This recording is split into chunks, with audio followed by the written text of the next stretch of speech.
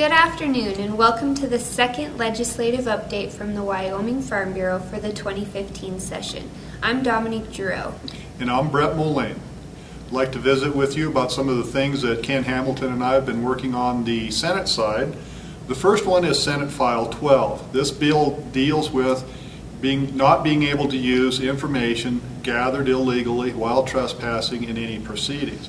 This bill is one that Wyoming Farm Bureau has been strongly supporting and been working through the interim. This bill barely got through Committee of the Whole just by one vote. Some amendments were made that allow people through recreation and educational activities can gather information, but they cannot use it in any proceedings. This pacified many of the senators, and it came out of the Senate on a vote of 26-3. So we feel very strong that we will be able to get this bill through the House. Our Senate side was our most concern. The next bill is Senate File 29. This deals with driver's licenses. What we will hope to have accomplished in this bill is that the Class A and Class B classifications will be removed. People will be able to drive vehicles up to 39,000 pounds. Currently, that's only 26,001 pounds. To be able to drive those within the state of Wyoming without having to have a Class B or A license.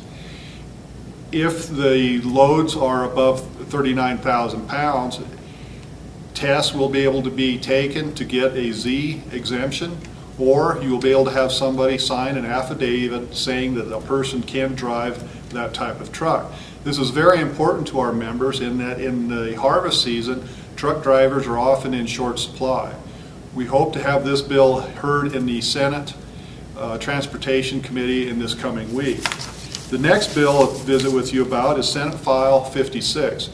This bill deals with allocating funding to do a study if Wyoming can manage some of the federal lands in the state of Wyoming. This is not looking at a transfer of ownership. It is simply looking at being able to manage them. They will maintain the federal ownership, but it would just be managed by the state government rather than the federal government.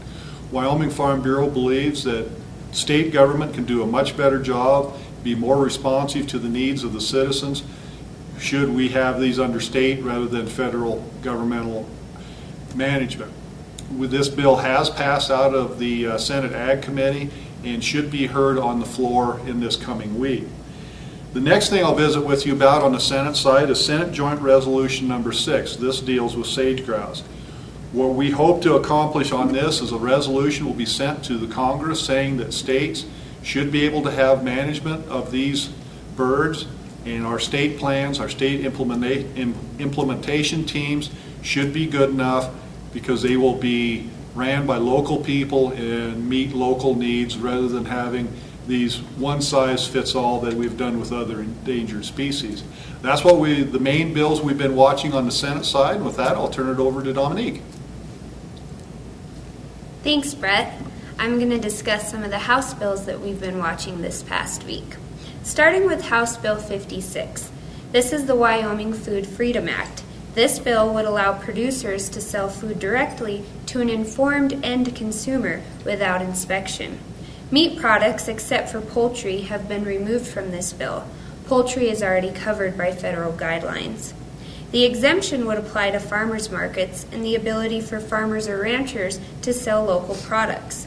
Farm Bureau is supporting this bill.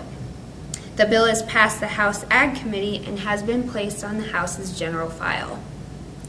Next, House Bill 84 is dealing with conservation district levies. This bill would allow conservation districts, upon a vote of approval by county voters, to collect a mill levy specifically for water projects.